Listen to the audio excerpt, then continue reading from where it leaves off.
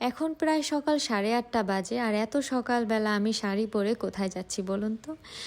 দিনটা ছিল সরস্বতী পূজার দিন। সকাল সকাল আমি আর মা রেডি হয়ে শাড়ি পরে আমরা চলে গিয়েছিলাম বোনের স্কুলে। যেহেতু তারা ভাই বোন দুইজনেই স্কুলের স্টুডেন্ট, সেহেতু স্টুডেন্টের সাথে গার্ডিয়ান অ্যালাউড ছিল, তাই আমি মা চলে আসলাম।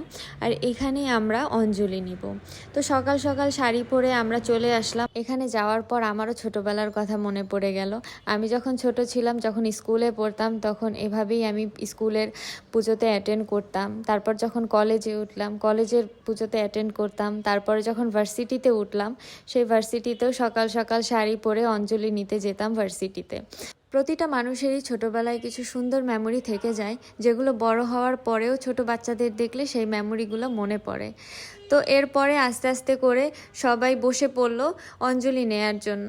আর এখানেরই একটা স্টুডেন্ট সবাইকে ফুল আর বেলপাতা দিচ্ছিল অঞ্জলি নেয়ার জন্য, তাই আমিও নিয়ে নিলাম। অঞ্জলি শেষ হওয়ার পরে এখানে সবার জন্য প্রসাদের ব্যবস্থা ছিল।